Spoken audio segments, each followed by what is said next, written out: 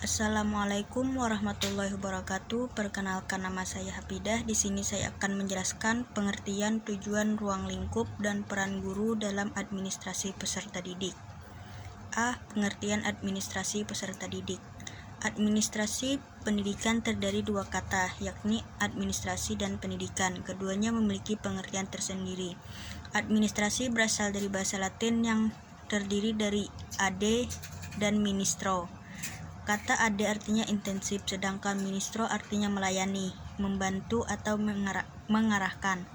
Jadi pengertian administrasi secara etimologis adalah melayani atau mengabdi secara intensif terhadap subjek tertentu. Banyak orang beranggapan bahwa administrasi adalah pekerjaan yang menyangkut tulis-menulis, tata usaha, atau pekerjaan kantor. Namun pengertian yang dimaksud bukan hanya seperti itu.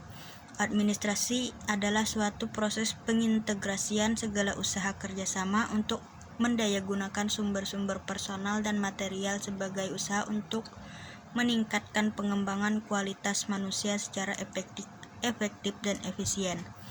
Efektif dalam arti hasil yang dicapai upaya sama dengan tujuan yang telah ditetapkan, sedangkan efisien berhubungan dengan penggunaan sumber dana, daya, dan waktu. Sumber adalah segala sesuatu yang membantu tercapainya tujuan, baik berupa tenaga, material, uang, ataupun waktu. Selanjutnya, tujuan administrasi peserta didik adalah untuk mencapai tujuan pendidikan secara produktif, yaitu efektif dan efisien. Ukuran keberhasilan administrasi pendidikan adalah produktivitas atau efektivitas dan pada proses suasana atau efisiensi. Adapun ruang lingkup administrasi peserta didik yaitu A. Bidang tata usaha sekolah meliputi organisasi dan struktur pegawai tata usaha, anggaran belanja keuangan sekolah, masalah kepegawaian dan personalia sekolah, keuangan dan pembukuannya, korespondensi atau surat menyurat, masalah pengangkatan, pemindahan, penempatan, laporan, pengisian buku induk, raport, dan sebagainya. B. Bidang personalisa murid yang meliputi organisasi murid, masalah kesehatan murid, masalah kesejahteraan murid, evaluasi kemajuan murid, bimbingan dan penyuluhan bagi murid. C. Bidang personalia guru meliputi pengangkatan dan penempatan tenaga guru, organisasi personal guru, masalah kepegawaian, masalah kondite dan evaluasi kemajuan guru, refreshing dan upgrading guru-guru. D. Bidang pengawasan atau supervisi yang meliputi usaha pembangkitan semangat guru dan pegawai tata usaha dalam menjalankan tugas sebaik-baiknya, mengembangkan kerjasama yang baik antara murid, guru, dan pegawai tata usaha, membuat pedoman cara penilaian hasil pendidikan dan pengajaran, mempertinggi mutu dan pengalaman para guru.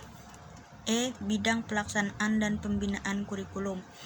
Kurikulum dijadikan sebagai pedoman dalam mencapai dasar-dasar dan tujuan pendidikan dan pengajaran, melaksanakan organisasi kurikulum dan metode-metodenya yang disesuaikan dengan pembaharuan sistem pendidikan di lingkungan sekolah. Dan peranan guru dalam administrasi peserta didik yaitu 1. Sebagai panitia penerimaan murid baru, 2. Berperan dalam memudahkan murid agar dapat beradaptasi cepat dengan lingkungan sekolah, 3. Mencatat setiap kehadiran murid secara kondite dan teliti, 4. Menciptakan suasana yang menimbulkan motivasi siswa untuk berprestasi tinggi, 5. Menciptakan disiplin sekolah atau kelas yang baik. Menurut Apriansah, adapun peranan guru dalam pengelolaan murid adalah yaitu 1. Guru dapat dilibatkan dalam penerimaan murid baru dengan menunjuk mereka sebagai panitia penerimaan yang dapat melaksanakan tugas-tugas teknis melalui dari pencatatan penerimaan sampai dengan pelaporan pelaksanaan tugas. Kedua, peranan yang besar dalam masa orientasi dipegang oleh guru kelas 1. Di samping kepala sekolah, tugas guru adalah membuat murid dapat lebih cepat beradaptasi dengan lingkungan sekolah. Peranan guru dalam hal ini sangat penting karena kekeliruan dalam orientasi dapat Untuk pengaturan kehadiran murid di kelas, guru pun mempunyai andil yang besar. 3. Guru harus mampu menciptakan suasana yang mendorong timbulnya motivasi murid untuk senantiasa berprestasi tinggi. 5. Guru juga harus berperan besar dalam menciptakan disiplin sekolah atau kelas yang baik, karena di sekolah merupakan masa pembentukan disiplin yang sangat menentukan untuk masa selanjutnya.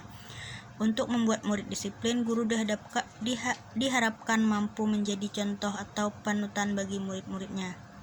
Sekian penjelasan dari saya. Assalamualaikum warahmatullahi wabarakatuh.